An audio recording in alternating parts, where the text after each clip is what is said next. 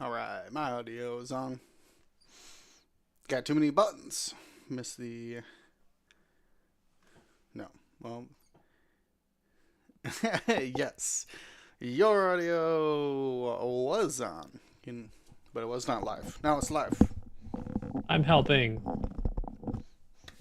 And live. Live and in living color.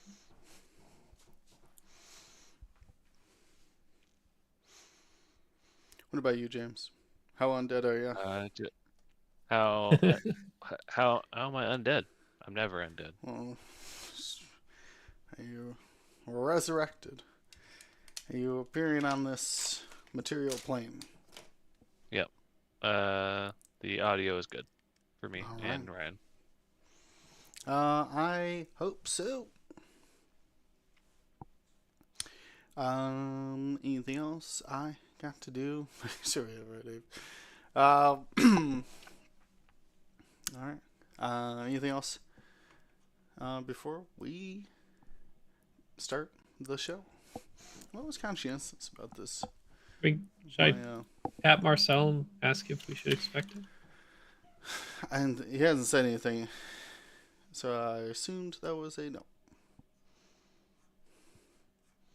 It's also 9 o'clock, which is our must start time. All right. Well, I'm not saying wait. If you want to drop in later. Yeah. Let them know that we started. We always got a spot open for Marcel. All right, let's click even more buttons here. Whoa, Mr. Anonymous Dragon. What you doing over there? Alright. We should be good to go. Oh, actually, James, you still uploading the audio versions of these podcasts? Yeah. I know we took a break there. But I assume we're back on track with our memory and whatnot, our usage, whatever you want to call it. Yeah, Storage. I gotta look at it again because it was a big episode. Let me look where we're All right. Well, I'm just making conversation. That was about that was about a third of our usage. Was that one episode? So. Okay. We're trying to keep it to that hour and a half. We always get excited. So. Well, that means we can start. Let's hit that intro. Get my cameras ready.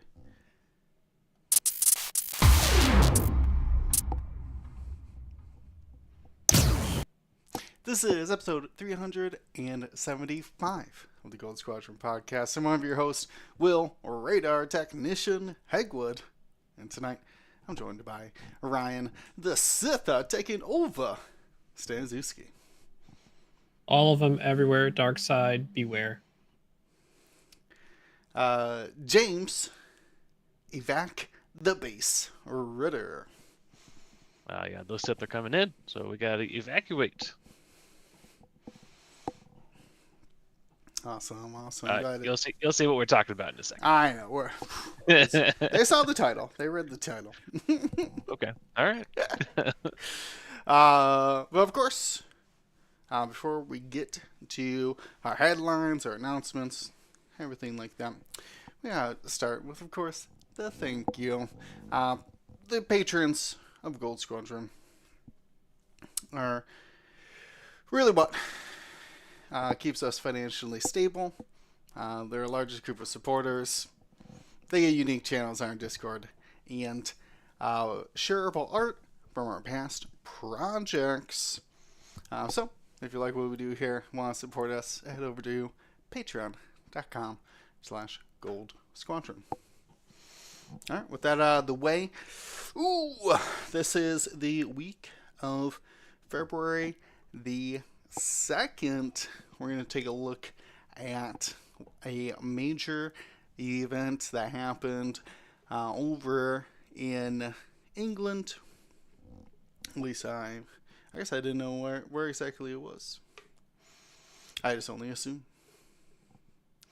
Greater Manchester, of course. This is the Sith Taker Open, a huge community-run event. Has some of the biggest attendance numbers in X-Wing right now. And this, what was the total for this last weekend's event? Ryan, did you got a total for us? 136 players. Very impressive. Let's pull up the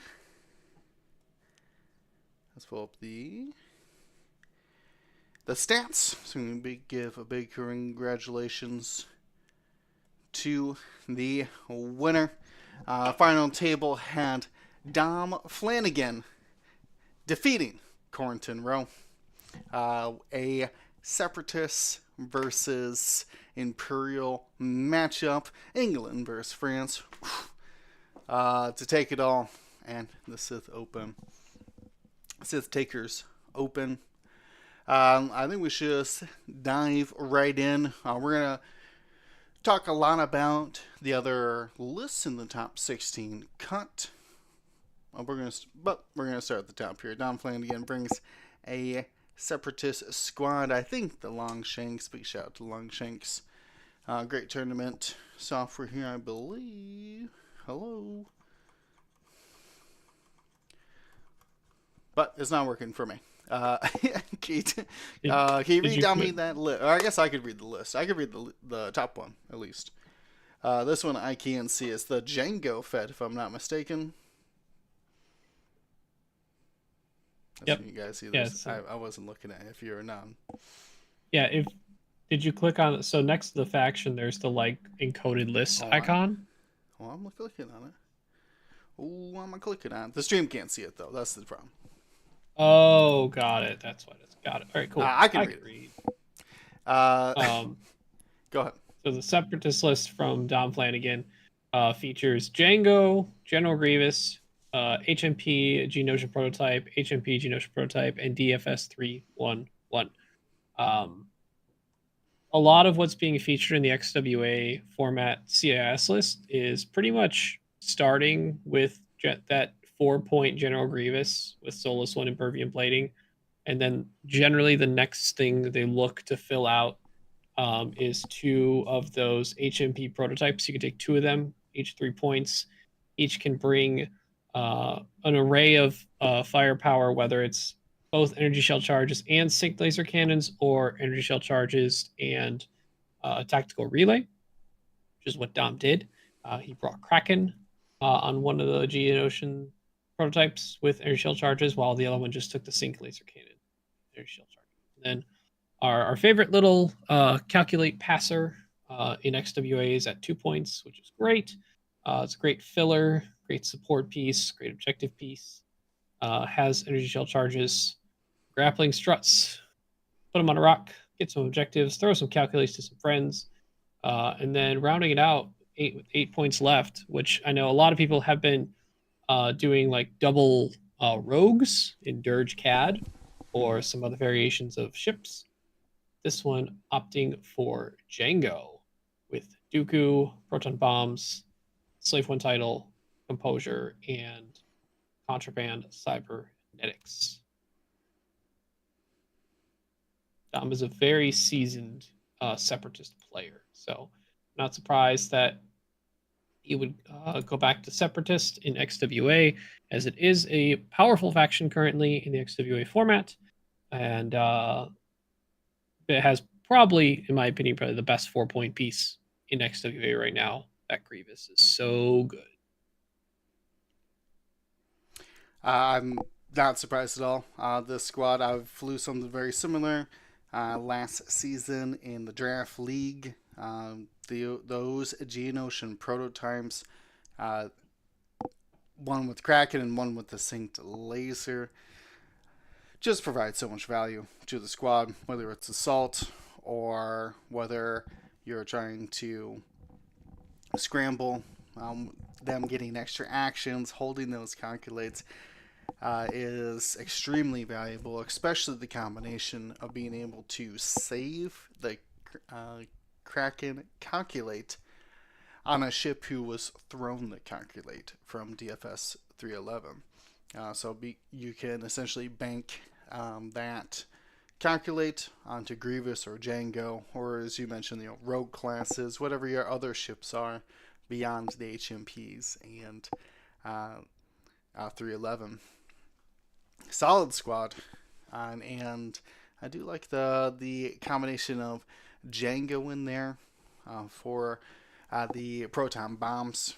Count Dooku crew, which I know is very expensive, but that automatic crits and successes can be what turns the tide. Successes. I'm in evades. I don't know what game I'm playing. But yeah, awesome. What I thought you had some other information on Dom's run. Oh no, he just had some notes about like his experience, what he saw in the event, like just his observations as what was common in lists and factions. I think we can go over that stuff later when we go over the overall event. Sure. That we've been scrounging up throughout the day. Okay. Yeah. Very cool to see a powerful list indeed. Separatists have a backbone in those Grievous and the droids. But we'll move on to the other finalist here. Had brought what I can only assume is Soontir Fel here. This is the list I can't see the names of. We got 5-point interceptor. This is Soontir Fel battle over Endor. So that's the still just the three health Soontir with all of the fun rerolls and blank signature and free bearer rolls and all that. So very squirrely. We also have Flight Leader Ubel in the TIE Heavy or TIE Brute. That's with Disciplined and Synced Laser Cannons. I love Ubel. I flew him a ton during the last season of NCX, and this one is bringing Target Assist. So I generally went with the Maneuver Assist, but I think in this list, I think the Target Assist is a good call. Yeah, also interesting. Doesn't take expert handling for the white bear rolls. Doubles down with discipline. Mm-hmm. Yeah, so he's lining up. He's probably going slow, staying at the back, and just kind of like right in the middle of the board, and just doing one straights, one banks kind of thing.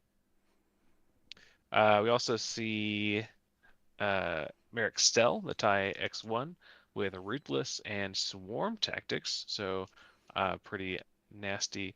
No way to get auto crit generation here except for his normal advanced targeting computer. Usually you like to see marksmanship on here, but I do love the Swarm Tactics and the Ruthless to swarm up the Scimitar 1 TIE Bomber, which is the one where after another friendly performs an attack at range 0 to 3, you can spend one of your 2 charges to acquire a lock on the defender, and then shoot that proton torpedo, now double modded because you took a focus during your action. So pretty dangerous indeed, swarming up that Scimitar 1 to almost a guaranteed attack off at I-5 with that double modded proton torpedo. And to round out the list, we have Magna Tolvan in the TIE Fighter. This is the while you have 2 or fewer stress tokens, you can perform white actions even while stressed. And after you gain a stress, you can perform a white action if able. So the squad, the combo here is with Squad Leader upgrade, which gives you that red coordinate. And so what you do is you coordinate someone else a focus or something, and then you take a focus yourself. I'm pretty sure that's the combo, right? Correct. You cannot coordinate target locks because of the squad leader restriction. Yeah, or boost. That's the only like combo you can get, right? Is you just coordinate. And of course, it works with like K turns as well, or debris stress. Debris gambit is pretty funny. You could take a red evade and then focus. I'm pretty sure you can't combo this with a bump focus. Correct me if I'm wrong. Well, what I action would don't you think so. can't take any other actions Like, after you yeah, bump you skip your focus. perform So action step after the bump. yeah. Well, no, Well, he's this talking about Magva's ability, but no, you can't take yeah, any other after you actions after gotcha. the bump focus. It more or Gotcha. less ends your turn, but out of some Right. rare Yeah. cases. Yeah. I can't remember the order of things because if you gain the stress token first before you take the focus, It still says you can't take any other actions, which Magva does specifically take actions. yeah. Okay. All right. So no, she doesn't work with bump Uh, focuses. well, she shouldn't, but I can see that being an edge case. Fair enough. But honestly, nothing should work with bump focus. Like Perceptive Copilot, get out of here. Uh, so pretty interesting squad. I don't know who Magna is focusing on Merrick, for the. I would It just imagine. is just Merrick, just getting Merrick the or lock. Soontir who didn't do pre-positions. Okay, I could see that for sure. So and maybe even given Ubel a lock Yeah, or let they him can't get a lock. reinforce so Focus, he can lock. focus. Something like No, that. a focus, so he can reinforce their lock. Yeah, he still has that target assist, like you said. So Yeah. he's pretty self sufficient. So I'd imagine it's just trying to feed Merrick focuses to get a triple mounted attack before, probably Yeah. after the proton, right? You try to strip shields with Ubel, Soontir, and the bomber, and then Merrick just puts a crit on anything that's left. Yeah, fair enough. You have a lot of stuff firing off at 5 or above with the A lot of you know double modified Soontir, attacks as yeah, well. Soontir most likely getting a double modified attack, Ubel getting a double modified attack most likely, Merrick getting double modified with the coordinate from Magna, and the Scimitar getting the squad swarm tactics up and Mm-hmm. double modified proton torpedo. Yeah, they get. I think it's just twice per game they get that free Yeah. lock, but turns out they only bring 2 proton torpedos. So Yeah, that's all you need. And yeah, and then you're just getting in the way, right? You're dropping if those you're ion reloading, bombs. yeah, if you're reloading at that point, like Oh gosh, yeah. go find an objective, you know. But Yeah. actually, But she primaries. They have that no escape. yeah, Don't forget. and Scimitar marksmanship. ones, very good. And About ion bombs. about the only 4-point bomber. I guess I used to put Jonas on the board. Wouldn't anymore. Oh Yeah, yeah, Scimitar one is solid, but yeah, a pretty solid. very scary list. If they hit all those rerolls and locks and Yeah. focuses in the opening engagement, Yeah. that's an alpha strike with a little bit of Turns follow up out too. like Scimitar one is like one of the few ships in the game that can almost guarantee getting your proton torpedo off in the first engagement. Right. So Well, it's not always guaranteed, but pretty darn close. well, let's keep it moving here. We got our third and fourth places. I don't know what the difference in the squads here, but we got 2 different Toms. We got Tom Reed and Tom Candelin. I don't know if I've ever said that name before, so I hope I pronounced it correctly. Let's see what Tom Reed's got for their Yeah. Separatist squad. Of course, we have General Grievous, Impervium Solus 1, as you do. We got Kraken and Synced in 311. No surprise there. And then using the 8 points remaining for a Deadeye, Synced Procket Cad. So, Synced laser cannons, that 3 dice gun, 2 to 3.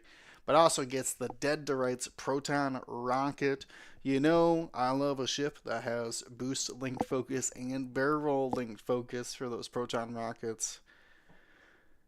And then Dirge has Deadeye and proton cannons as well. It doesn't get as much loadout. So, Cad Bane shrugging off any bombs or cybernetics or anything extra and goes right for that big burst damage for the proton rocket. I Again, assume very good that list. he's taken the Xanadu Blood title as well. It's not listed there, but I assume it's on there. Yeah, for free, so I hope he did. Yeah.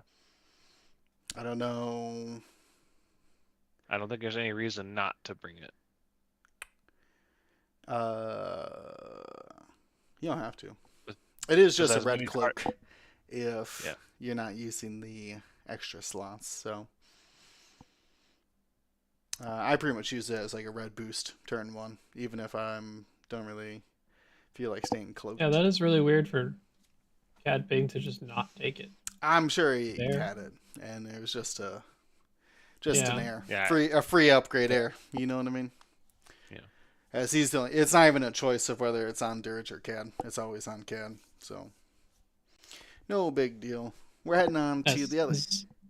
As a reminder, the difference between doesn't the regular version of Dirge get the so in XWA I thought the title was available to Dirge, not available to Dirge, but it is available to Dirge in regular AMG. That's still true or no? I believe so. He didn't have access to it for a while, but there's also 2 different versions of them. I think the Scum version always got it, and the Separatist version It was the other way around. Is it the other way around?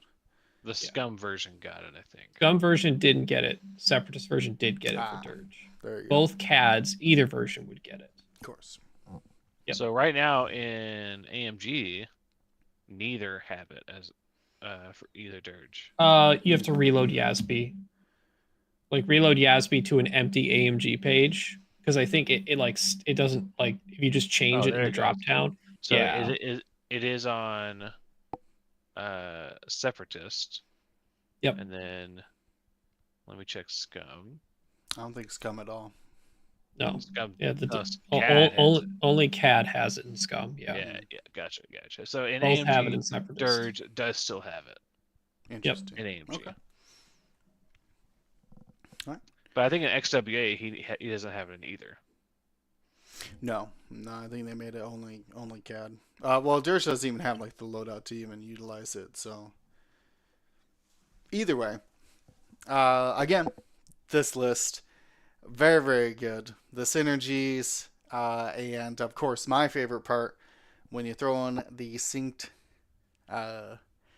rogues. Actually, oh wait, did I skipped back to the wrong one. I think I said that wrong. There's a proton cannon on Dirge. Reed had the proton cannon. Either way, it's still very cool. They could throw a calculate to a synced laser CAD and let them use the actual ability. So what was the difference for our other times here? Has a Watt Tambor. Yeah, Watt. So still has synced Dirge, and has no Kraken. So 2 synced HMPs, synced Dirge, a Watt Tambor with Intimidation, Kraken, there it is, and Impervium Plating. So shifts the relay to one of the 4 pointers, which allows both the HMPs to bring the synced laser. Again, synced lasers and Kraken, very, very good. Watt Tambor is a sleeper hit. He can, with Kraken, he can, if he's carrying around or got thrown a calculate, he can double modify his own range 1 attacks, because he can be that friendly with a calculate. Intimidation, he's using him as a blocker, which is very interesting. You don't want to be blocked by Watt, or else those HMPs are going to get good shots on you. Yeah, can you imagine Watt you going in for a bump, and then all of the HMPs and like Grievous, get an intimidation shot into you, and then Watt just shoots the friendly behind you. That's at range 1, and still gets double mods. Of course. I mean, like I said, that I never ended up doing it because I actually really like the rogues. I had Cybernetics on CAD. I really liked that flexibility on him, and the high initiative of Dirge. So I never actually got to experiment too much with Watt, but he was always right on the. He was like the 7th pilot on my list. So I'm glad to see him utilized here. Because he is surprisingly good. Does he get that soulless one? So still only has the 5 health. That's the scariest thing about him. If you're not eating crits for your Impervium plating, you're going to be significantly less durable than those rogues. So a lot of Separatists there at the top. Let's take a look here. I'm just going to look at Jack Johnson's list. We don't want to break it down here. But it was another Imperial one. This one's pretty interesting, actually. This is This full, is a 3-ship list. This is the full 3-point or the full 7-point Vader. So is that SSP Vader or customized? That's SSP, Jinden, and Soontir Fel. So that's Jinden and the TIE Defender. That's crazy. So Marcel, did you believe that? Vader, yeah. 3-ship Yes, list? whatever it was. How far did it go? Top 8. Sorry. Top 8. Yeah, I mean, I guess I do because I don't know enough about. I mean, we've played XWA, but not in the tournament format. Is this like the real first one? This would probably be the largest others, sample size. At least, Like we've had I mean, I've participated mostly in team events, and then I've seen like a couple other little ones, but I think this is the first big one that I know of. Yeah, there might have definitely been the a largest in person. Polish one that got like high amount, but I don't think it broke 100. This one, 136 for Sith Taker, was the largest one so far. Yeah. Wow. I'll say that's brave. It's brave. Went pretty good. Got won their top 16 game, so doing something right. Is Jack Johnson who used to fly Jake Han? Maybe that's what I'm thinking of. No, I don't think so. That wasn't Jake Han. Who was the Jake Han guy? Remember him? No, it was Jack, but it wasn't Johnson. No, it wasn't Johnson. Yeah. It was Jack something else. Okay. For some reason, those wires are being crossed. Well, let's keep moving on here to Jonah's list. It's Yasby Link. Was it like Jack Mooney or something like that? That's right. Mooney? Jack Mooney. Yeah. Okay. Jack Moody, yeah. You're right. Yeah, this is Anakin Skywalker, the Delta 7B, with shield upgrade, R4P17, and Deadeye. We have Obi-Wan in the Delta 7 with elusive R7A7, which is the crit bot and calibrated.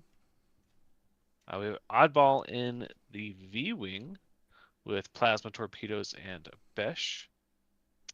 And for some support, we have Hound in the Lat with 7th Fleet Gunner. You hate to see it, right? It's back on the table with Agile Gunner and Synchronized Console. So not providing a ton of firepower here, just trying to keep that gun on target with the 7th Fleet Gunner.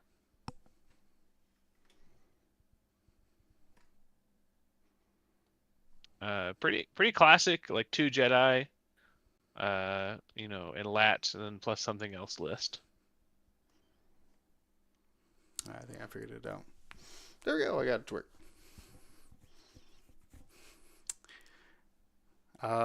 Another only what I would call is 4 small ship count, because I feel like it is these days. Yep. Yeah, I would say anything under 5 is small ship count. Interesting. Oddball been very popular ever since that V-Wing got the plasma torpedoes. Yeah, this is very similar template to what Duncan ran a couple Gen Cons ago, where it was the Anakin, the OB, the Hound with 7th Fleet, and a V-Wing. At the time, it was Contrail. but very similar guts overall. Squad that I know of a couple of other people over in Europe liked as well. I know Fon Longlan actually played a variation of this too for a while, around the same time Duncan did. Mm-hmm. So interesting to see that sort of archetype come back. My own personal opinion, withholding on a lat having so many guns and not actually shooting ever, but it's a powerful squad. Well, all right, we'll keep it moving here. Take a look at any other top of the factions here. We have the Sith Taker Tim himself with the Separatist squad coming up next. You missed Aurelian. Yeah. Oh, sorry. How could Disrespect. I know. I apologize. Yeah, the lone resistance list up there, and you skipped it. I wanted to know this. You know me. I wanted to know this coming. But this is. Sorry. Who'd you say again? Sorry. Aurelian Kudre. Aurelian, of course. Flying a resistance squad here has Poe Dameron. This is the Heralds of Hope Poe. Give him quite a bit cheaper to make that ability every other turn. This one has Heroic Predator R4. To still give them those hard to stress clearing maneuvers. We got Zori Bliss with Dorsal R4 Wartime and Plasma. So back to our full strength here in XWA.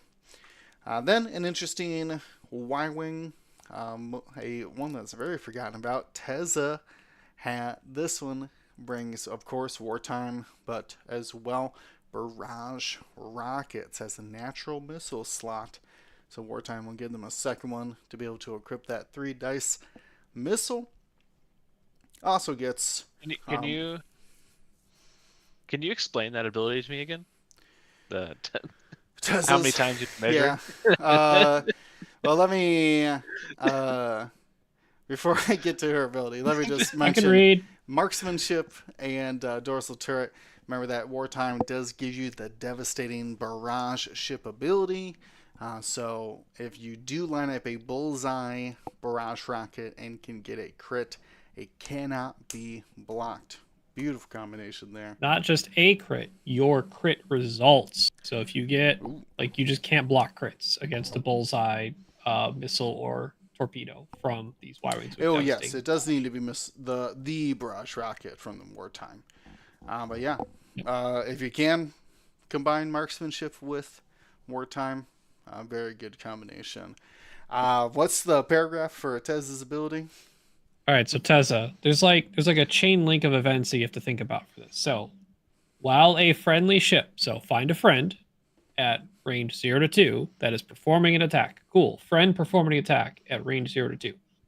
If the defender, so who they're shooting at, has a ship friendly to the attacker. So if your friend also has a friend, if the defender has a ship friendly to the attacker in each of its side arcs, the attacker may reroll 1 attack dice. So think of it when you have a friend. Let me make it a lot simpler. Why are you interrupting me, man? I'm just saying, if the defender is flanked, you get rerolls. Generally, yes. But if the defender is flanked on both sides, and Tez is at range 0 to 2 of whoever is attacking, that's the other part. They can't just be flanked anywhere on the board. So Tezza just needs to be around the fight. And Tez's friend or Tezza itself needs to make sure you are flanking both sides of whoever you're shooting at. So it a sounds total of three to four measurements. It sounds really difficult to do. It's actually easier than you think. It's both easier and harder than you think. It's a little bit easier when you have a ship flanking here, a fast one like Kazuda. This is equipped with Heroic R5. That is the action to heal your hull droid. Overtune modulators, targeting computer, and cast fireball. The reason you bring in that R5 is because they start with an explosion with wings, face down damage card, and use 3 bank and pop that card off with your R5 unit, giving you 6 hull again. It's a pretty cool little combination there. And finally, the 3-point resistance transport pod Finn. They just took everything away from him, except still gets heroic and pattern analyzer. So wants to be able to have the focus token more often with pattern analyzer, doing those red maneuvers, versus say something like advanced optics that would just give Finn's potential to be higher. But I guess you don't really need the optics if you only have 1 focus token then, right? I guess you could just always just add the blank and then optics to a hit with Finn. You don't need to add the Yeah, because if you roll hit blank, then you could still get the 2 hits out of a hit blank. Sure. Either way. This know, one's like I said. Sorry. I'm still not a fan of Finn at 3 points because I just think he just doesn't die if he just wants to focus. If he just wants to focus on not dying. You can choose not to shoot him and shoot someone else.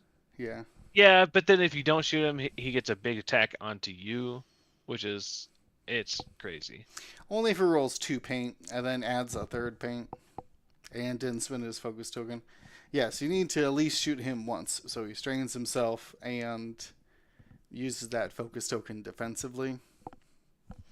Yeah, it's just he's so frustrating to get into. I would rather personally see him at 4 points with all his toys, but that's just me. Well, seems like the 3-point version's good enough to get into a top cut squad. So there's some value to that. I really like this squad, by the way. Pretty easy to fly. A lot of people have just 3 dice front guns there and multiple actions. So love to see it. Let's keep going, though. I want to read this Scum squad from Sith Taker Tim. Got in a squad here with the Falcon. Now this is Lando's customizable Falcon, but it's Han Solo flying it. Trick shot, of course. Mandalorian and Child Crew. Nice little combo between those two. Greedo Gunner and Lando's Millennium Falcon. So a real party bus out there. Party Falcon. We have Fenn Rau now down to just 5 points. What value these I6s have for Scum. Fenn Rau does equip Fearless as his only upgrade. And then we get to some weird stuff here. These are Skurgs. Captain Nim and Soul Sixa. Captain Nim, the pilot of the Havoc named ship here, has a veteran turret gunner to be able to shoot their ion cannon turret after their primary, bomblet generator, fire control system, and R3 astromech, so you can run up, grab 2 locks, and then shoot 2 attacks, all while being able to freeze your bombs. Then Soul Sixa.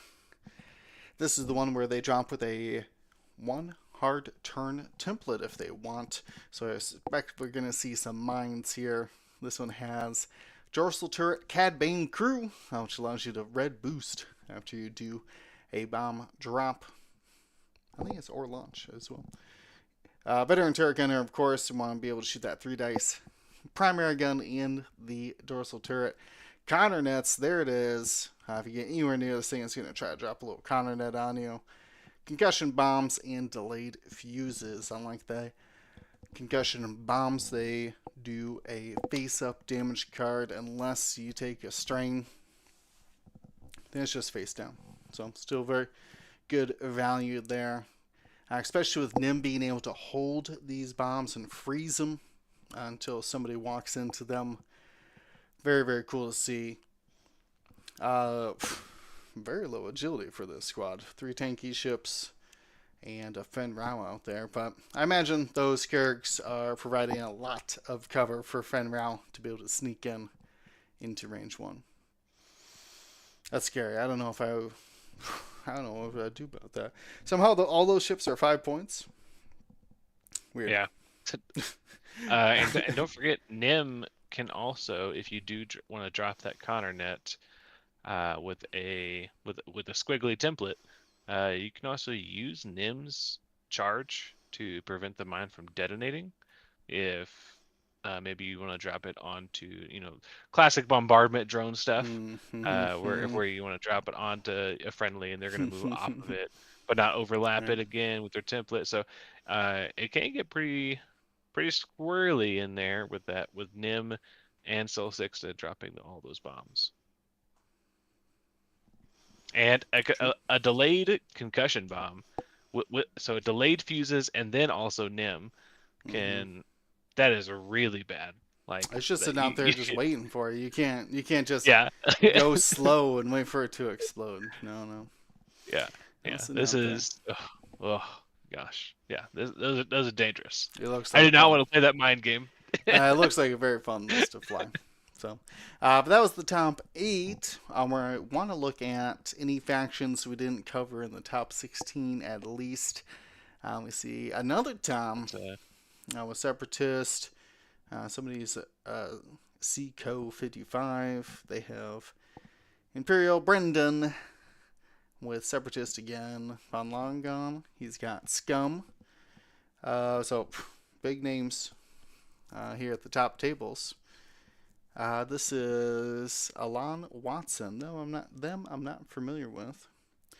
Chris Burnett brings a Resistance. James Hatcher brings a Republic squad. I bet it's wildly different. I'm just going to take a peek at it here. No, I guess not that different. Lat, Jedi, Oddball, and with an Anakin sprinkled in there somewhere. Yeah, the instinctive proton torpedo Anakin is okay. Oof. That's a terrifying list. But let's take a look at what looks like a first order squad here from Robin. This is actually one of my friends that from England. What, you got friends? So I got friends. I'll give you the honor. Yep. I'll give you the honor of reading their list for us. Then this is the first order squad from the top 16. Yeah, I think this one actually got called out in some of. I saw it somewhere on Discord, but they were calling out this type of list with. It has 2 TIE Baron first order provocateurs with fanatical and hull upgrades. So that's 3 hull, 2 shield on those provocateurs. So I think those are the I4s. 4. Yeah. The I4 provocateur. Yeah. So not bad little chassis with that hull upgrade. They're basically flying around doing their X1 impersonation. X1. Yeah, that pretty darn close. Yeah, taking a strain to double modify their attacks. I mean, not bad. I bet X1s wish they could take a strain to get their free lock. Yeah, no kidding. We have Lieutenant LaHuse in the TIE SF with Special Forces Gunner and Proton Rocket. So LaHuse is the one that can spend locks from friendlies. So maybe if one of those provocateurs grabs a lock on somebody that they don't even tend to use it, but they just want to give it to LaHuse for that nasty Proton Rocket. We have Avenger in the TIE Silencer with Fanatical and Proton Rockets. Seeing a trend here with these Proton Rockets. Avenger, I think, is the one that when one of their friendlies die, they get to do a action. Correct. Even while stressed. It's just an action. It's just an action, right? No attack. Well, if you do it, yes, no, is not a bonus attack. If you do it unstressed, though, you can link it with their auto thrusters ability. So roll up focus, and then you can lock boost for a better shot. Or if you double repositioned, you could now take a modifier if someone's destroyed. Pretty nasty. We also see DT798 in the TIE FO. This is the one that's sort of like Scorch, but for Strain. Has Fanatical and Fire control systems. So really leaning into the Fanatical with 4 copies of it in this list. And wow, pretty nasty. I don't think we haven't seen a ton of these First Order provocateurs, mostly seen the named pilots. We haven't seen much of the generics. So it's Yeah, interesting to see.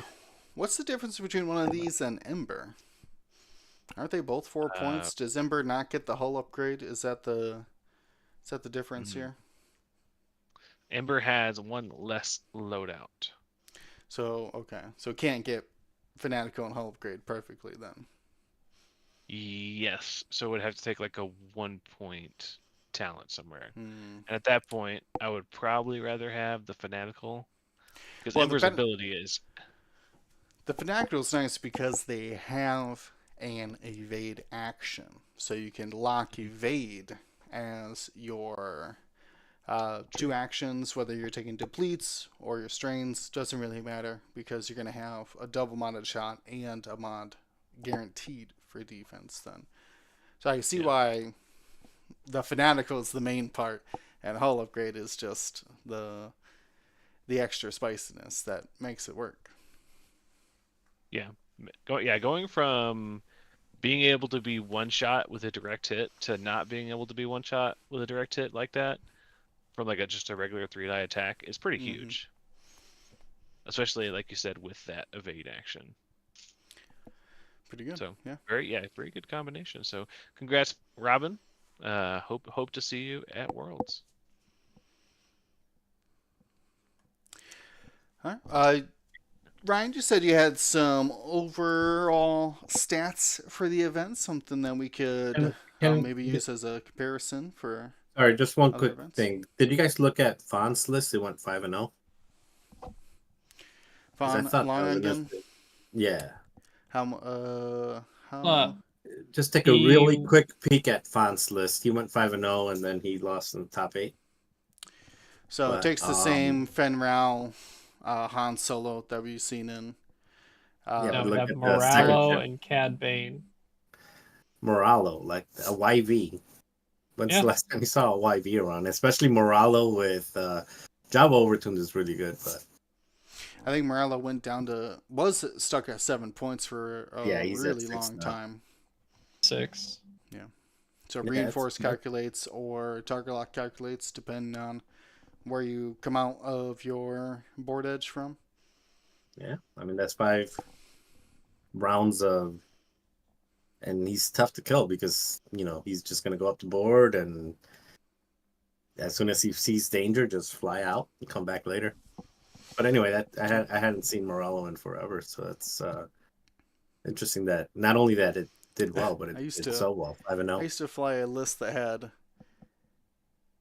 Fenrau, Old T, and Morello, and you get you get Han Solo and Cad Bane instead of Old T now. That's crazy. But I like that though. That's big mind games with Morello. Pretty much, I didn't double check, but I'm pretty sure every Scum player is just reaching for Han and Fenrau these days. Yeah, this one's with the Ketsu instead. Yeah, it turns out 10 points of pretty good I6s is worth it most of the time. Yeah, I mean we saw it in a grand tournament where they're worth 11 points combined together. Do very well. So I'm not surprised to see it doing well at just the 10-point combination, which honestly Scum needs. Scum's got a lot of tools, but I feel like they're behind the curve for aces for most factions. So good to see Finn Brow tearing it up back out on the battlefield.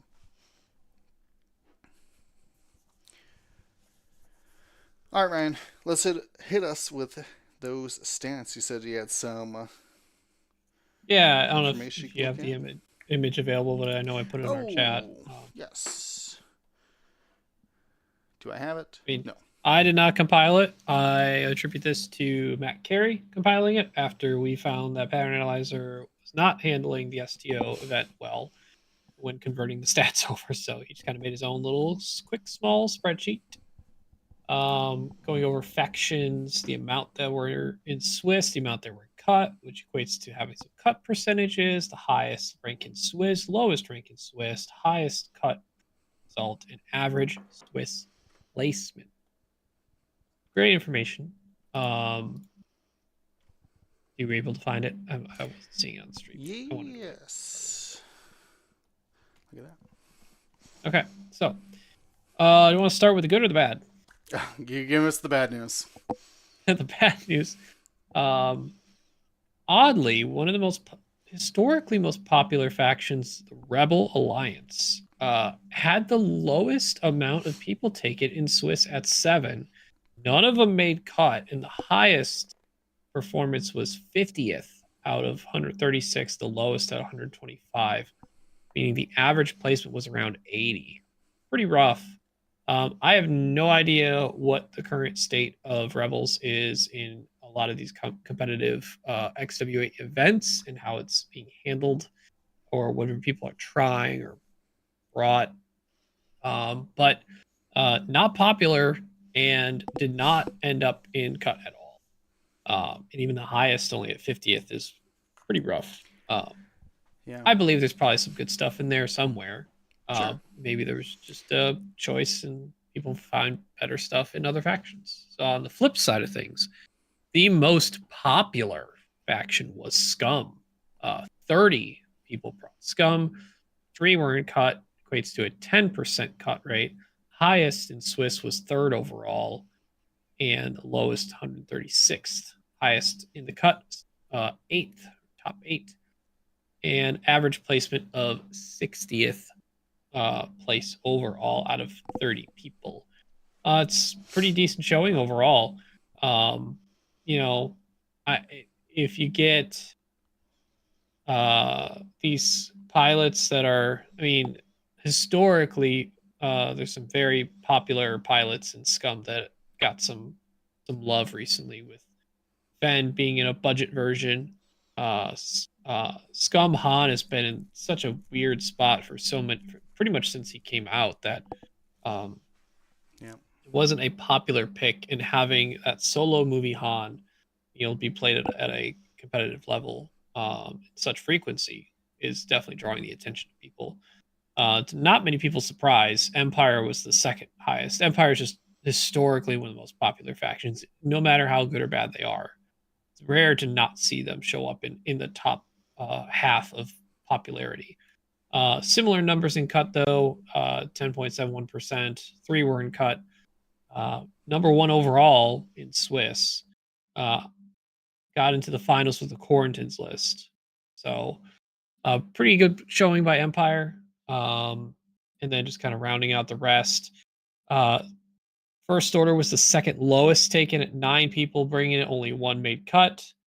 We had Separatist showing the 3rd lowest at 14. This is also a historical norm. Separatist, not a lot of people bring them, but they do good when the faction is competitive.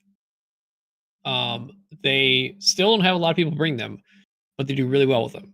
Because 5 out of those 14 made cut, which is 35.71% of the people that brought Separatists made cut. Highest in Swiss being 2nd, Dom Flanagan winning it overall. And the average placement of a Separatist list was about just under 40 overall, which out of 136 people is fantastic. That's a great turnover, or great conversion overall on bringing the Separatist.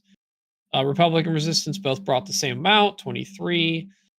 Both had 2 in cut. Very similar numbers overall. Their high and low ends are a little different, but they're very, very similar. So in terms of like what people were like generally bringing, some observations some people shared with me. Scum, Han, Fen Rao were about 50% of all Scum lists, either alone or together. The Geonosian prototypes were about 50% of all Separatist lists. I assume Grievous might be very close to that 50% as well, if not more. Y-Wing, Anakin, and 100%. Y-Wing, Anakin, and Plo were about 50% of all Republic lists, which I have not kept tabs on like that one. That's interesting. Then there are standard popular Empire stuff, Vader, soon tiered, varying forms, customer SL versions. Those were some of the like popular pilots that those factions brought overall, at least from observations. I think there are some ways we can pull up a little bit of popularity numbers in Longshanks directly, but I don't think they're like ordered. I mean, they show that the chassis of the T-70, most commonly brought chassis, with Poe being the highest in his various forms. TIE Advanced X1 with Vader, Merrick Steel, Resistance Y-Wing, the Fang Fighter, the HMP, regular TIE Fighter, TIE Interceptor, Delta 7, Vultures, TIE Bombers. So, um, still decent field across the board. But yeah, I'll say it is weird to see Rebels taken so low. I feel like this is just a reaction to how a reaction that highlights the differences between like AMG and XWA points right now. Rebel's still very good in Grand Tournament points. Scum has been struggling, I think, for the long time still.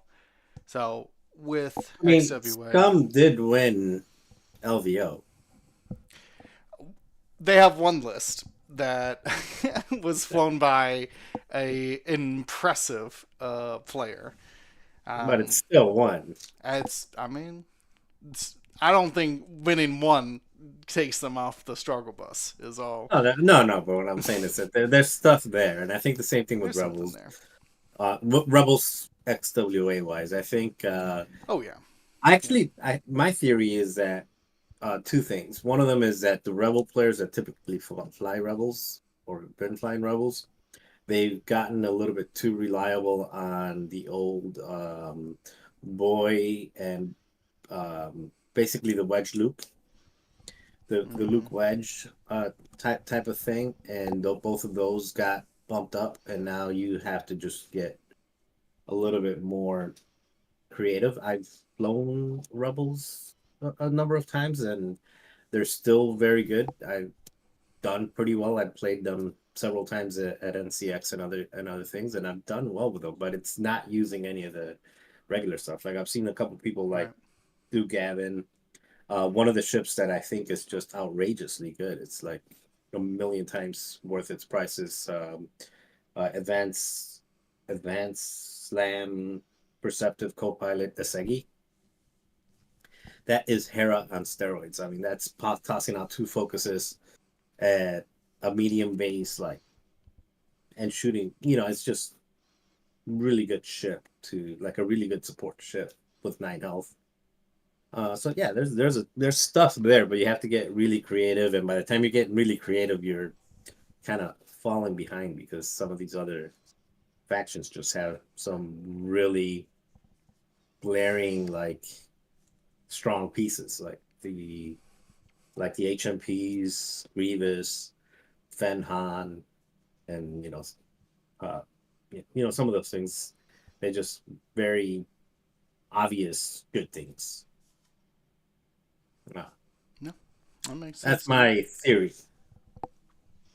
I'm sure we'll see a lot of ebb and flow, especially as the XWA continues to refine its beta points until they're fully released. But yeah, actually, that's something that I'm interested in seeing is how do they respond to like how things are going, to try to kind of even out the what's good out there or what's the most popular.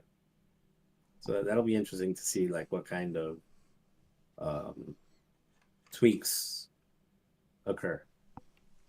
well, Especially with factions that are that's a as you say that.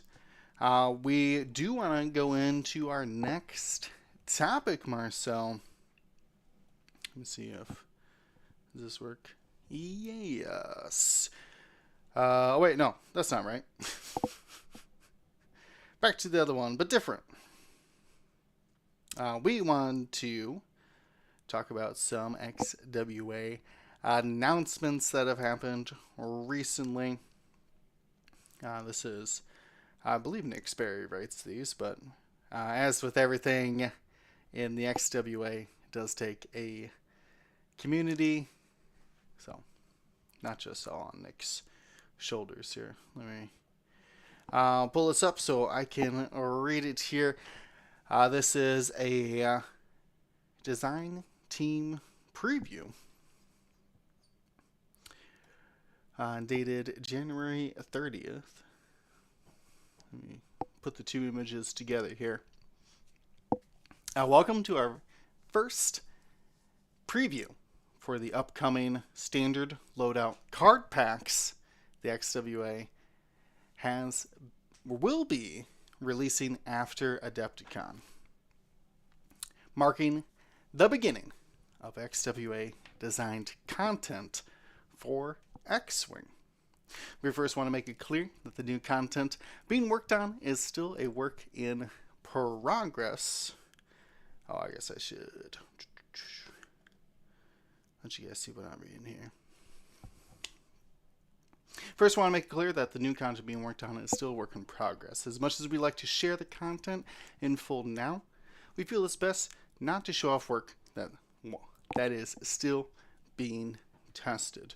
We want to give each new piece of content the testing time it needs. Trust us, we're super excited to show you our work, but we ask and appreciate your patience for the time being. Next, a small explanation as to why we decided to start with creating new standard loadouts for X-Wing. Standard loadout cards offer the best path to make new content that has limited interaction with current content in the game. They are all self-contained outside of any abilities that affect other friendly ships, either from the new standard loadouts or from pilots and upgrades in the game now.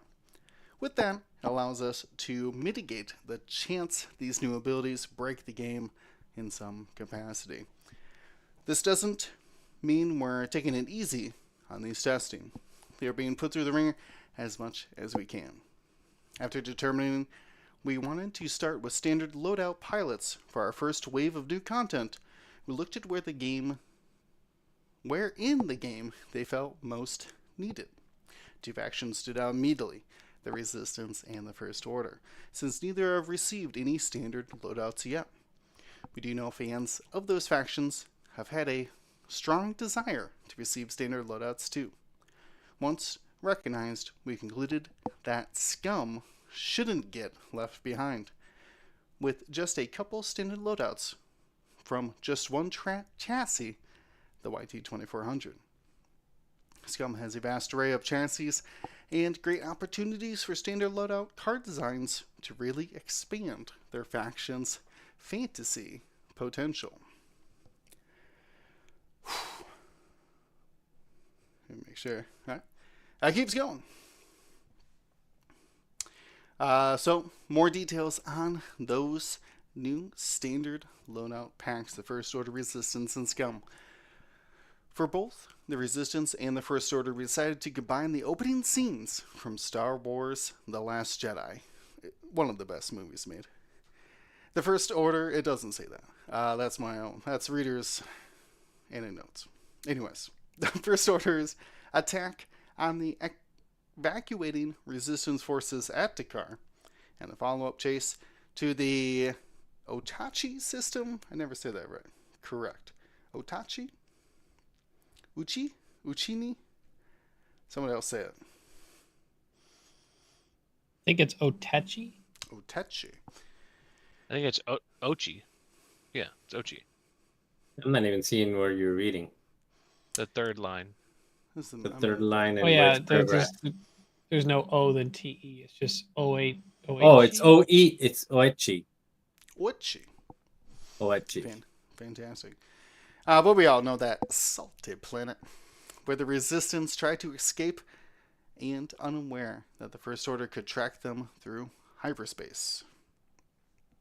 This meant that the pack will have pilots such as Poe Dameron and Talisan Lentra leading the MG-100 Star Fortresses against the Full Me Natrix. I did not know that Dreadnought had a name. Look at all the things we're learning. While the First Order will have Kylo Ren unleashing the First Order's might against the Raddus. You see the Resistance forces performing acts of heroism at the cost of their own safety at times, while others may try to save those trying to sacrifice themselves for the cause. The First Order, on the other hand, is out for vengeance for what happened to Star Killer Base. With reckless determination, they'll do whatever it takes to bring down every single last ship in the Resistance. For Scum and Villainy, we decided to go with a different approach. Instead of having a pack based on a single scene or battle, we took inspiration from different shows and canon, creating what could be considered an all-star team of the faction. You will see the famed bounty hunters, including Cad Bane and Dengar, notorious characters such as the Mandalorian or Bo-Katan Kryze, that have been both the hunters and the hunted. There were pilots in thematic moments and times we wanted to capture for these new standard loadout cards, such as Han Solo during his infamous Kessel Run and Boba Fett during his chapters in the Book of Boba Fett. That's all we have for today. We hope this first preview of new content that XWA has in store for you brings you some excitement of what's to come. This is just the tip of the iceberg, both for our first wave of new content and everything we have in store for farther into the future. We will be unveiling the full cards in the future, so make sure to stay alert. And of course, the disclaimer about it being a community group. So big breath here. I watched the entire Last Jedi movie in my head while I was watching that. Saw every scene being called out. Very amazing. Don't know what they got in store here. What ship could Bo-Katan be flying? That intrigues me as well. So, very cool. Love these previews. XWA doing an amazing job with that communication. James, Marcel, how do you guys feel? I'm very excited. I hope that it is Wizard Mandalorian, not the Razor Crest Mandalorian, but we'll have to see. Wizard? The Naboo. Yeah, you know, Okay, sorcerer Naboo, with yeah. a pointy hat. Gotcha. Yeah, no, I'm excited about it too. I agree and like the idea of just continuing to build on the standard loadout. It makes sense. It's the easiest one to control, I would say. So I'm not gonna say it's the easiest one to build. It's probably not the easiest one to point to. It's because once it's out there, it's out there. You can't, You can't change it. You you can't make do it a fan round and be like, 3.9 okay, points. or you can't Sunterfell it, whereas like, okay, Sunter will make you affordable, but zero loadout. You know, you can't really go that route. So it's the content that has the least potential to break things, but it's also probably the hardest one to point to cost, because it gets you have to go. I mean, there's no 4.5. It's like year 4, year 5, and when we get to the card that was spoiled, that we'll be talking about, that's an example of like, where in the world do you put this? Is this a 6? Is it a 5? Definitely not a 5. Is it a 7? So I like it. I'm excited about it. I'm excited about the whole bounty hunter, um, All just like stars. theme. Yeah, like I like the Yeah. bounty hunter thing. Yeah. I'm also very excited for the Star Fortresses, because I know that that's been one thing that we've talked about several times, between at least Will and I have talked about several times about. I really think the Star Fortresses just need a standard loadout card, and I think they could really shine. But because like you just can't build it the same way as you can in customizable. I really think you can really shine with. Are you saying the Star Fortresses, the Resistance, or Correct. the four Yes, dice First Order? Those are called, that's those are called Upsilons. Yeah, never mind. yeah. Yeah, The MG 100 Star Fortress from the yeah. Last Jedi. Yeah, It's I'm how do really you, excited. yeah. I was just saying because it's really hard to not turn those things into like a veteran turret gunner, just Yeah, like I a want them to be a like a bombing laser. platform, not Yeah, a gunnery platform. they're like a laser machine. Like I'm gonna shoot Yeah, a bunch of lasers.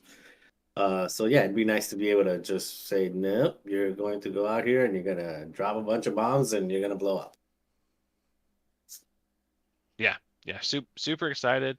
I could think of a million different ways that you could go with those Star Fortresses.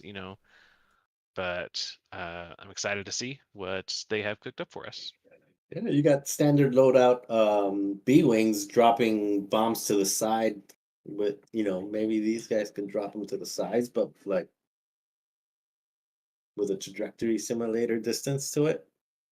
Oh, yeah, with a range 5 A range 5 trajectory. in every direction, like Oh my gosh. Yeah. I wonder if they will have a trajectory uh effect of some kind at least, because if any ship had a trajectory, it would be the Skurg and this one, right? mhm. So, Oh, is that Coach uh in the chat? Hello, Coach. Yeah, that's an old one right Yeah, there. yeah, Coach yeah, yeah. Aaron the Coach Crawl dropping by. That's deep cut. Old yeah. friend. I'll- He's he shows up at Adepticon and Gen Con pretty often. Big Battletech guy. Anyway, James, what were you saying? no, just yeah, it's good to see Coach. I've only met him I think twice, but it's been an honor each time.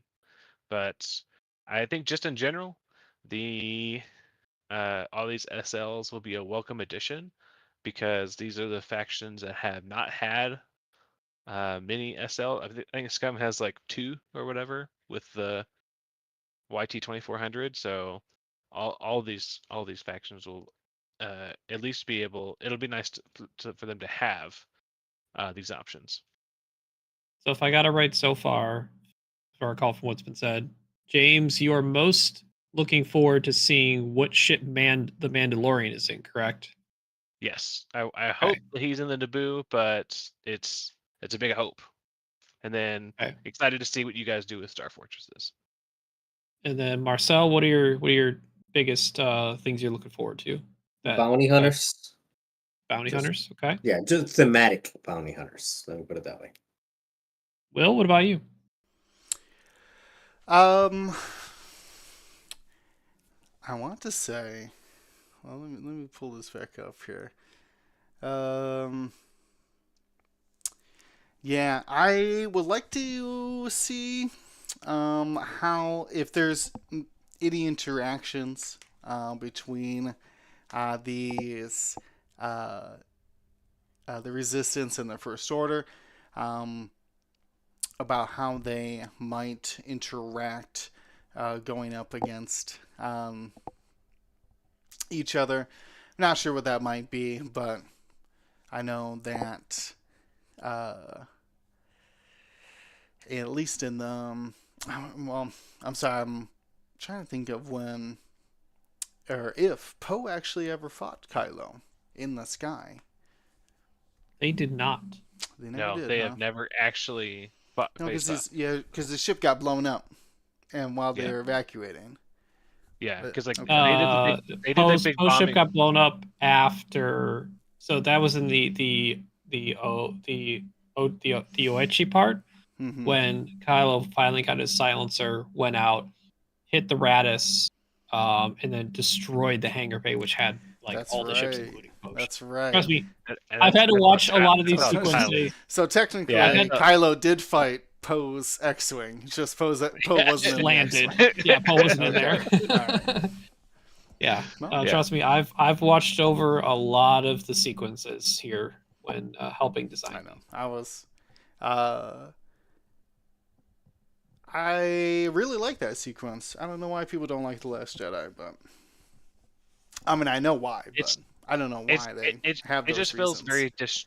it's just very disjointed. Like We the don't have to different- get into this. They didn't hide. They didn't hide any This ships. is good on the very big Uh, Pandora's box oh, opening with that. Oh So, boy, yeah. Should keep that box, closed.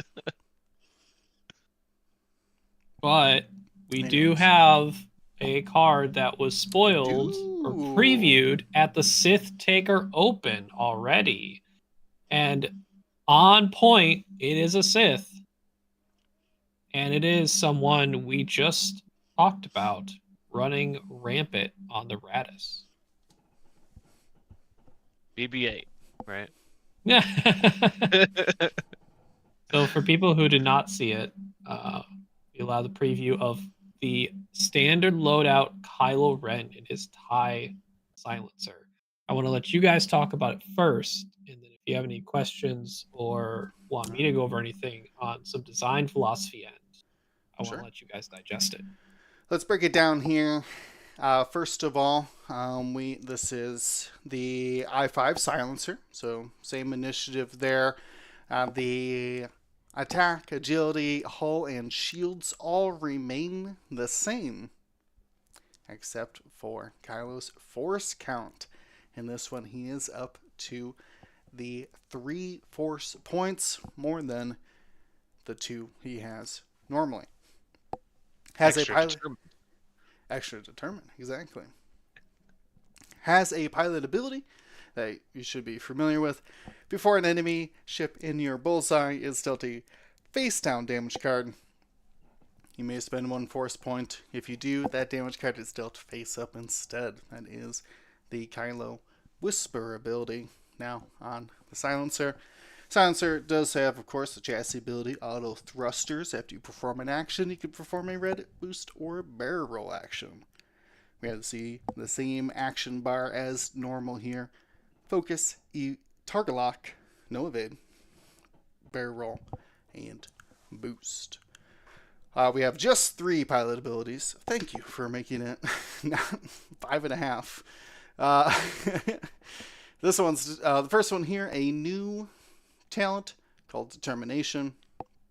While you perform a primary attack, if the defender is in your bullseye, you may suffer 1 damage to add 1 eyeball result. I'll keep reading. I got some thoughts on that, but I'll keep reading here. Malice, as we know it, in its current form. Spin a force, change an eyeball to a crit. Then we have proton torpedoes. Again, just as we're familiar with them. 2 charges, 4 dice attacks. Requires a lock. Hit to crit. So everything's normal here.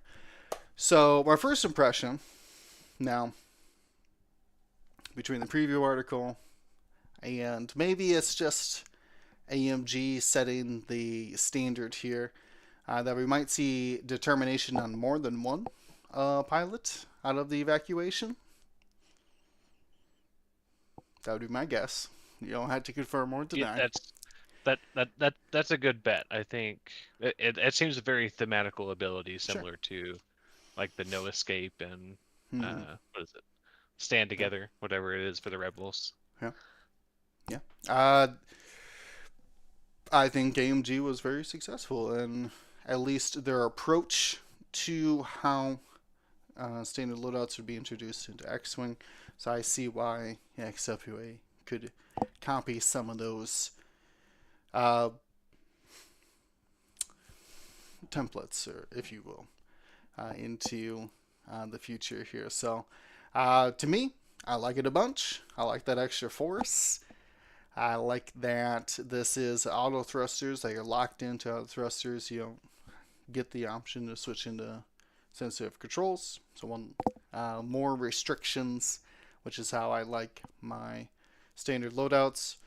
I also did very few charges as well. Now, I forget what one it is, but it comes with like 8 charges you got to put on a standard loadout. And I think it's Axe. Axe has like 8 charges. Too many. Yeah, it's pretty close. Yeah. One of them has a bunch of them. So yeah.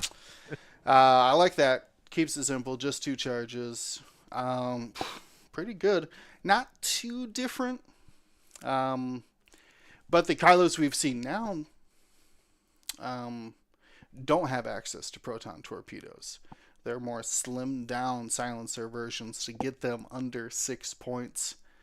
So, Marcel, you were talking about points, and I mean, this seems pretty obvious that this one has to be worth more than the customizable silencer in its current form. More Which force is at 6 right now with extremely low loadout. 1 or 2 upgrades at most, and those upgrades certainly aren't. Yeah, and that's a proton 5-die torpedoes. primary. Yes, as well with the determination. Yeah, like late game, you've got health to spare. You need to kill something. Yeah, that 5-die primary or that. I think Mike throws. Yeah. It can be 5 hits But, yeah. anyways, but yes. It's like a CLT, more or less. CLT plus Ruthless kind of combined together. Which I like. I think Determination feels very much like an evolution of Ruthless, where it's now, instead of attacking your squad mates like the Empire would, the First Order is fanatical. It is willing to hurt itself for the greater cause. So I think it's a great, nice little homage to that philosophy. Oh man, I just realized if some of those other ones have fanatical and determination, oh, that could be dangerous. Potentially, if they have both of them. These are standard loadouts. Remember, Yeah. they can't control what combines with determination and what doesn't. Yeah. Yeah. I will say, like, you can, if you have a ship in your bullseye and you're doing a primary attack, you literally just spend 2 force to add a crit, essentially, with determination and malice. Determination, you have to suffer a damage. Yep. So what do you mean? Just, I guess, sorry. It's just, yeah, you spend a force and take a damage, and it's a crit. Correct. Yep. Yeah, sorry. And yeah, as Marcel said, primary only. No 5-dice proton torpedoes. Again, someone play tested. Please. Yeah, don't but do I that. mean it's 5-die proton. It's 4-die proton torpedo, 5-die primary. I mean, if you're at range 1, 80% of the time you're in bullseye. Especially with like a double. I mean, you got to commit. If you're committed, if you're not committed, you just boost. Like I said, I think that's a really good like late game ability. You probably don't want to burn your Kylo early, but yeah, it's definitely a good end game. Like, oop, I gotta kill something. Mm-hmm. So I mean, we've been having to deal with like Jendon and doing something similar, hurting themselves to juice up their attacks, and has been very powerful in practice, but it's a quickly ability that, at least for Jendon, once you take it, once you point enough guns at it. Yeah, he's not willing to risk, taking that extra damage. I mean, he also doesn't have 3 force, but yeah. Fair. Has more health though. Skylo is really going to be counting each one of those determinations. Yeah. I think it's cool. I like it. Like I said, especially that split, seeing a reason to have both a cheaper pilot, like a cheaper customizable in this situation, and then potentially, I don't know the price of it, but potentially a more expensive standard loadout where you get the thing that you wanted, proton torpedoes, but you have to abide by the standard loadout's restrictions to do so. So hopefully that will create like a nice balance and give, I don't know, First Order. Certainly, I can't remember the last time they got an update by the Whisper bombers, right? I can't think of a ship after that. Sounds right. Well, besides any of the I can't. Oh, Hot I Shots and Psy. Aces. I don't know if the Psy was first or no. I'm pretty Did, sure did they Psy get new was pilots first. in Hot Shots and Aces too? I feel like they did. In 2? Hey, Yeah, Yeah. because they got the slamming Typho. Yeah, I think that's they also right. got. I think they also got a Xi shuttle pilot. Terex. Or no, it was Tyranny. Tyranny. That's Oh yeah, Oh, whatever that's happened to right. that ship? Has anybody ever used that thing? lately? No, nobody uses that anymore. Well, to be fair, support ships were really like not utilized as much in lists. I think we're starting to see that bounce back. I think you kind of need like, okay, I got my strikers, I got my defender, I got my point scorer here, right? Well, tourney is 5 points. Yeah, why would you take tourney when you got Agent Terex at 3? Yeah, never mind. I don't know, upgrades is a pilot ability, I guess. Not 2 points worth, but okay. Yeah, I agree. It's a silver bullet for a meta that is not happening right now. I'm sure we could be looking at more. Yeah. I guess my closing what's your thoughts here. opinion We are on the starting to determination? go. You said you had some thoughts on determination. Who? Me? Yeah. I said him. I said it's like an evolution of, Okay. like Ruthless. I think it's very well designed. It's on point. Well, my thoughts was that it's going to be on everybody. Just from reading the article. I read the article, but I didn't catch that name drop in it before. My question then would be, who's a good pairing with this? We don't know the other pilots coming with it. Escape from Dakar. Is there a natural pairing you guys see? This and another ship, perhaps. I like coordinating it. With Kylo, you mean? Yeah, for Kylo. Yeah. You mentioned the 3-point Terex is a nice coordinator. That could be good, especially if you're triggering the auto thrusters before his dial, so you can give him like a target lock boost, and then he moves, and then takes focus barrel roll. Could get a lot of actions out of Kylo. Yeah, I mean, if you're looking at coordinating, I would say more like squad leader, midnight to get that I6 target lock, but or that okay. I6 reposition lock or something. Yeah, Not that's true. exactly that, Give but them lock into barrel roll, lock into or boost, something like that. line up the bullseye on an enemy I6. I like that. Yeah, but for the most part, if it's assuming that it's 7 points, you probably. Well, you mentioned midnight. Why not? Midnight's Targeting 3 points. synchronizer as well could be working in the faction, where you won't have to take that target lock for the proton torpedo. We've seen that in a lot of the faction for like cluster missiles and other things. Mm-hmm. Yeah, I think basically what's already being taken, you just find a way to drop 1 point in order to fit this instead of 6 point Kylo. Yeah, it's gonna be. Just gotta shave that. It's gonna point. be a tough choice. If you can spare that point. I know a lot of people have been liking the debris. I think the debris malice combination on Kylo right now for the customizable. So you have to take some sacrifices, but you get the third force point though. Ugh. That's so I think good. one thing that so obviously a lot of you guys are focusing on determination, the new, right, and like the build of it being having malice, proton torpedoes, the 3 force. Haven't heard a lot of discussion on taking the Whisper pilot ability. Now, from a design standpoint, I pull back the curtain a little bit. We definitely did not want to have a pilot ability that required a condition card usage. Yeah, None yes. of the other SLs have ever utilized that. Obviously, the point of the SL is to be contained onto one card.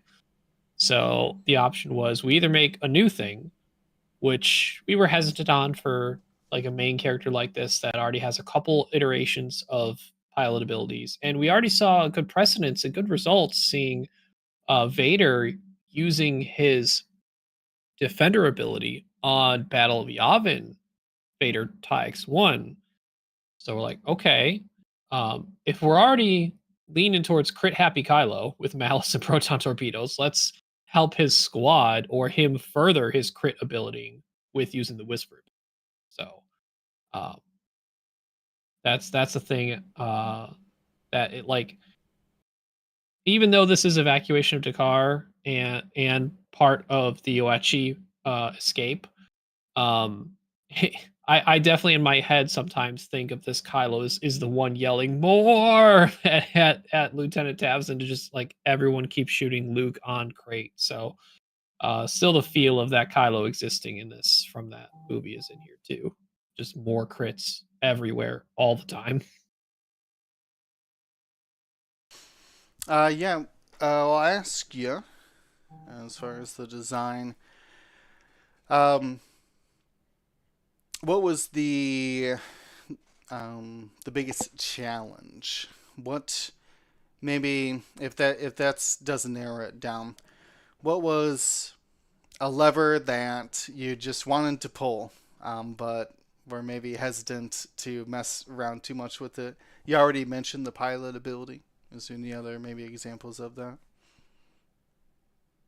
Um, I think making sure the power level we wanted to achieve felt like really strong, powerful Kylo without overloading a bunch of new powerful abilities on it.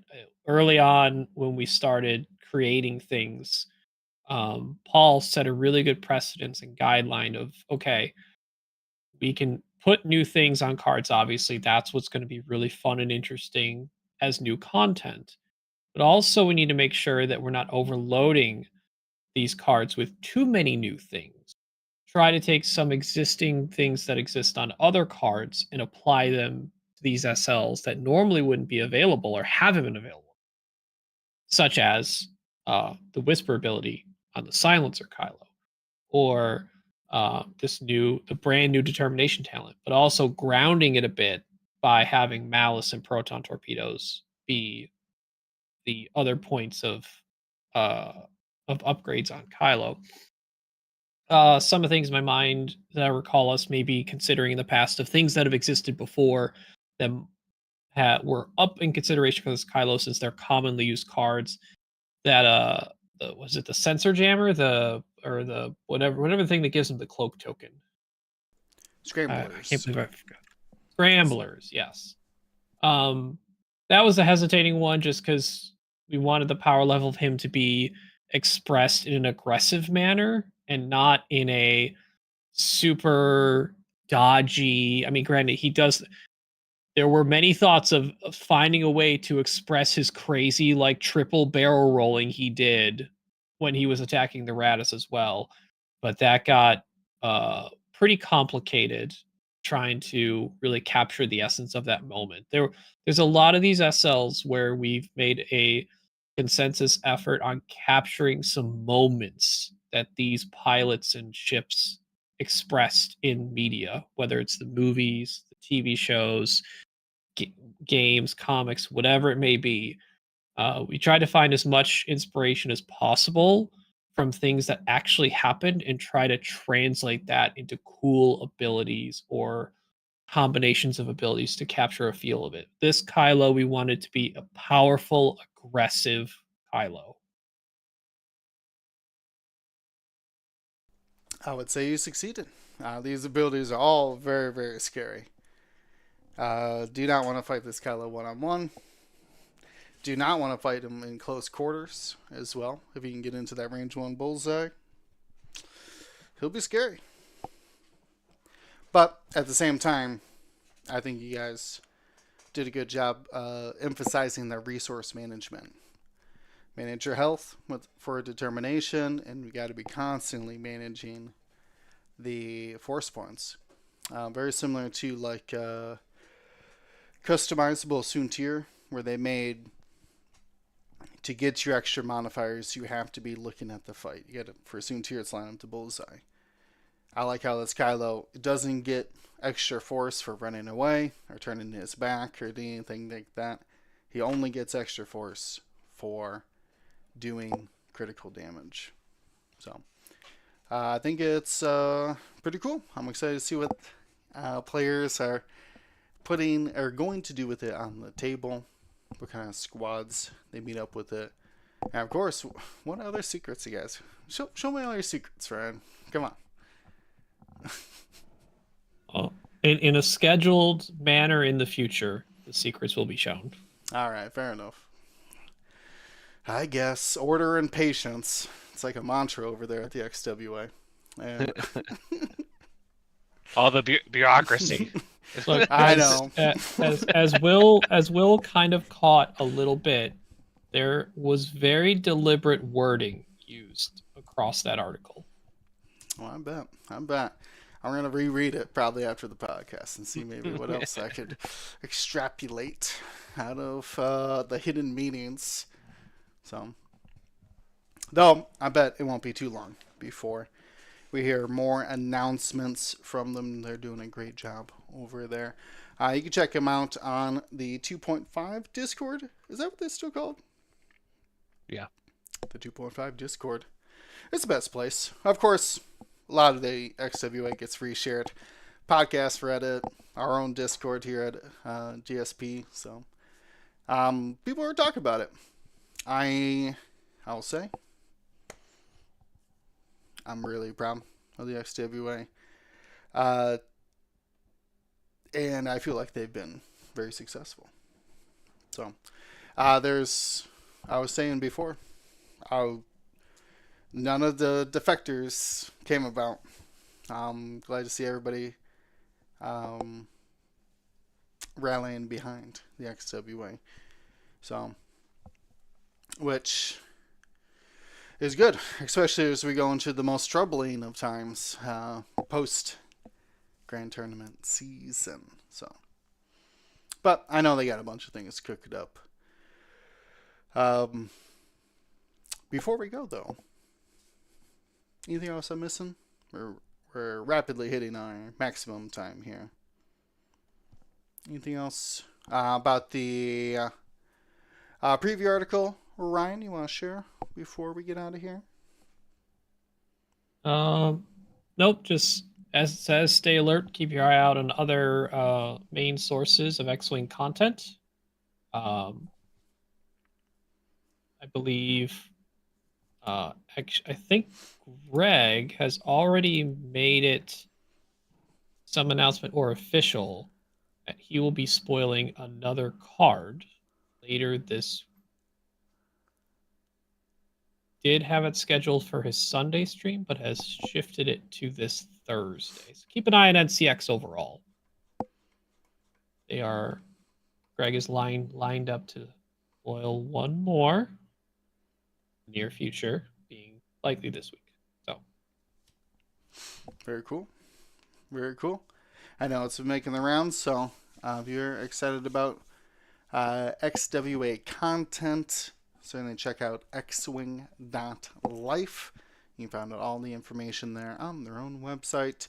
You can even leave feedback about the games you've played utilizing their points. It's very, very cool. We got to wrap it up and get up on out of here. So thank you all for watching. You three for joining me here. The XWA for all the hard work they do. And as we count down to Worlds, should be a very exciting time up in Milwaukee at the end of March.